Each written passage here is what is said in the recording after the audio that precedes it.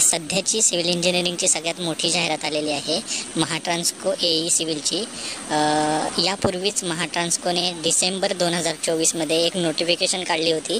त्यामध्ये त्यांनी सांगितलं होतं की महाट्रान्सको AE सिव्हिलची जाहिरात येणार आहे, पण आता त्यांनी ती डिटेल ॲडव्हर्टाइजमेंट दिलेली आहे।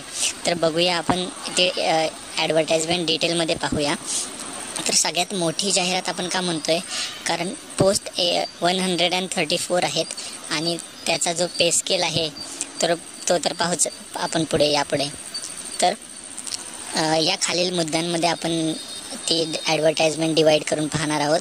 सगळ्यात पहिलं नंबर ऑफ पोस्ट किती आहेत, एलिजिबिलिटी क्रायटेरिया काय आहे, एक्सपिरियन्स किती लागणार आहे किंवा नाही लागणार आहे, नंतर एज लिमिट, मग पे स्केल पाहूया, नंतर एक्झाम सेंटर कुठे कुठे आहेत। मग त्यामधूनच आपल्याला समजून जाईल की हे फक्त TCS आयॉन डिजिटल झोनवरती होईल की प्रायव्हेट सेंटरमध्ये पण होईल, आणि नंतर फीज किती, रजिस्ट्रेशन फीज किती आहे, फॉर्म फिलिंग डेट्स कधीपर्यंत आहे, टेंटेटिव्ह एक्झाम डेट्स काय असू शकते, आणि एक सर्व्हिस ॲग्रीमेंट बॉन्ड आहे यामध्ये, जो आतापर्यंतच्या दुसऱ्या सरळ सेवा एक्झाममध्ये आपल्याला पाहायला नाही मिळाला आहे। तो सर्व्हिस ॲग्रीमेंट बॉन्ड काय आहे ते पण आपण यापुढे पाहणार आहोत। तर व्हिडिओ पूर्ण बघा, म्हणजे तुम्हाला पूर्ण माहिती समजेल, आणि सबस्क्राईब करून ठेवा, कारण पुढच्या फॉर्म फिलिंग वगैरे असेल महाट्रान्सकोची किंवा काही अपडेट असेल तर तो तुम्हाला नोटिफिकेशन येऊन जाईल त्याची। तर बघा नंबर ऑफ पोस्ट किती आहेत। तर आपण बघितलं तर टोटल नंबर ऑफ पोस्ट आहेत 134। त्यामध्ये SC साठी 20 पोस्ट आहेत, ST साठी 7 आहेत, VJA साठी 2 आहेत, NTB साठी 3 जागा आहेत, NTC साठी 5, NTD साठी 3 आहेत, SBC साठी 2, OBC साठी 28 जागा आहेत, SEBC साठी 14 आहेत, EWS साठी 14 आहेत, आणि ओपनसाठी एकूण 36 नंबर ऑफ पोस्ट आहेत। तर अशा एकूण 134 नंबर ऑफ पोस्ट आहेत।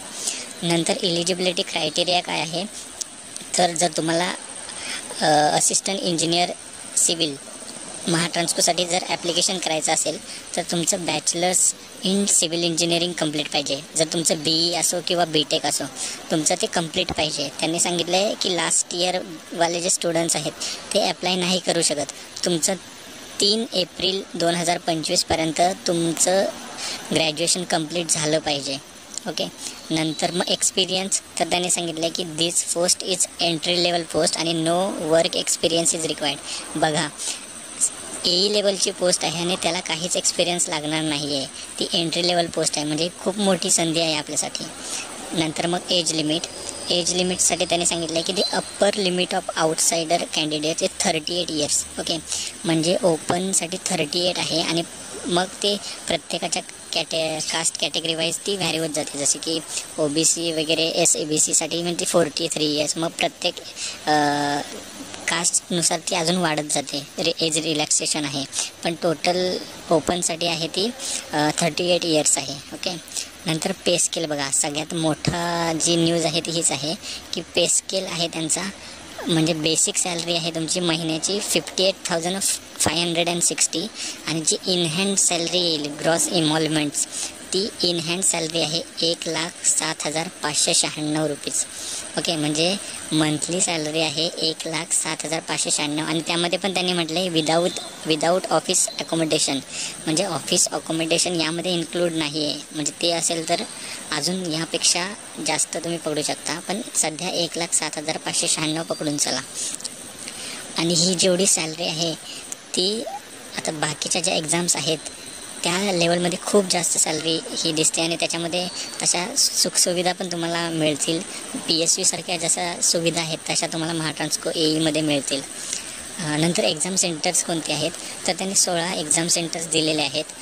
अहिल्यानगर आहे, अमरावती, छत्रपती संभाजीनगर आहे, चंद्रपूर आहे, धुळे आहे, जळगाव आहे, कोल्हापूर आहे, लातूर आहे, मुंबई, नवी मुंबई, ठाणे आणि ग्रेटर मुंबई आहे, नागपूर आहे, नांदेड, नाशिक, पुणे, सांगली, सातारा आणि सोलापूर। म्हणजेच बघायला गेलं तर ह्यांनी जेवढे 16 सेंटर दिलेत त्या 16 सेंटरमध्ये TCS आयॉन डिजिटल झोन तर नाही आहेत। याचा अर्थ की तुमची एक्झाम जी आहे ती प्रायव्हेट सेंटरमध्ये होऊ शकते, म्हणजे होणारच, जसे 16 सेंटर दिलेले आहेत त्यानुसार। कारण ह्या 16 सेंटरवरती TCS आयॉन डिजिटलचे झोनच नाही आहेत, फक्त 6 झोन्स आहेत आपल्याकडे TCS आयॉनचे. ओके. आणि एक्झाम कंडक्टिंग बॉडीबद्दल त्यांनी काही अजून सांगितलं नाही आहे, पण प्रॉबॅबली IBPSच होऊ शकेल. पण जेव्हा ते एकदम डिटेल ॲप्लिकेशन फॉर्म देतील तेव्हाच आपल्याला ते कळून जाईल. त्यांनी नोटिफिकेशनमध्ये तर काही म्हटलं नाही आहे की TCS घेणार की IBPS घेणार. ओके. नंतर ॲप्लिकेशन फी किती आहे जर तुम्हाला ॲप्लाय करायचं आहे तर ओपन कॅटेगरीसाठी 700 रुपये फीज आहे. आणि जर तुम्ही रिझर्व कॅटेगरीमध्ये असाल SC BC EWS ऑर्फन आणि अजून कोणते पण तुम्ही जर रिझर्व कॅटेगरीमध्ये असाल तर तुम्हाला 350 रुपीज फी आहे. आणि जर दिव्यांग असाल तर तुम्हाला काहीच फी नाही आहे. ओके. नंतर फॉर्म फिलिंग डेट्स. ओके. त्यांनी नोटिफिकेशन काढले आणि नोटिफिकेशनमध्ये म्हटलं आहे की जेव्हा URL तयार होईल फॉर्म फिलिंग ॲप्लिकेशनचा जेव्हा URL तयार होईल तेव्हा ते एक नोटिफिकेशन काढतील आणि त्यामधून ते सांगतील की आता URL चालू झाला आहे आणि तुम्ही ॲप्लिकेशन चालू करू शकता.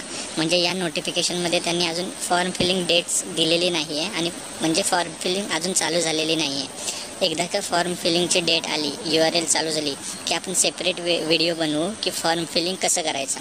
तुमचे काही डाऊट्स असतील तर त्यामध्ये किंवा फॉर्म फिलिंगबद्दल तुमचे काहीतरी क्वेश्चन असतील तर तुम्ही कमेंटमध्ये टाकू शकता. आपण नेक्स्ट व्हिडिओमध्ये त्याचे ॲन्सर देऊ. नंतर टेंटेटिव्ह एक्झाम डेट्स पण त्यांनी दिलेले आहे बघा. म्हणजे तुम्ही तुमचा स्टडी प्लॅन तसा अकॉर्डिंगली करू शकता. आता त्यांनी सांगितलं आहे मे किंवा जून 2025पर्यंत त्यांची ऑनलाईन एक्झाम होऊ शकते. मे जूनमध्ये ऑनलाईन एक्झाम होऊ शकते, म्हणजे मेच्या एंडपर्यंत आणि जूनच्या स्टार्टिंगपर्यंत या दरम्यान होऊ शकते. आणि त्याच दरम्यान तुमची ATPची पण एक्झाम आहे. अजून MPSC मेन्सची पण त्याच दरम्यान आहे. त्यामुळे तुमचा स्टडी प्लॅन तसा अकॉर्डिंगली करून चला की तुम्ही ही एक्झाम व्यवस्थित देऊ शकता. त्याच्यानंतर सर्व्हिस ॲग्रीमेंट बॉन्ड. हे बघा, the selected candidates will be required to execute a service agreement bond, surety bond of value of ₹5 lakh on non-judicial stamp paper of 500. Okay. म्हणजे 500 रुपयाच्या स्टॅम्प पेपरवरती तुम्हाला लिहून द्यावं लागणार आहे की तुम्ही मिनिमम 5 वर्ष या महाट्रान्सपोर्टमध्ये सिलेक्ट झाल्यानंतर नोकरी कराल. आणि जर तुम्ही तो बॉन्ड तोडला तर तुम्हाला 5 लाखाची पेनल्टी लागू शकते. ओके. आता सुखसुविधाच एवढे आहेत आणि तुमच्या ट्रेनिंगवरती ते एवढा खर्च करणार आहेत की मिनिमम 5 वर्ष तुम्ही त्या सर्व्हिस करावाच लागेल. आणि जर तुम्ही ते तोडलं तर 5 लाखाचा तुम्हाला बॉन्ड भरावा लागेल. ओके. तर हे होतं डिटेल ॲडव्हर्टाइजमेंटबद्दल. अजून एक्झाम पॅटर्न कसा असणार आहे, काय सिलेबस असेल याबद्दल आपण नवीन व्हिडिओ घेऊन येऊ. त्यामुळे तुम्ही सबस्क्राईब करून ठेवा, म्हणजे तुम्ही नेक्स्ट व्हिडिओमध्ये ते एक्झाम पॅटर्न काय आहे, सिलेबस काय आहे, कसं मॅनेज करायचं ते तुम्हाला कळून जाईल. ओके. तर थँक्यू.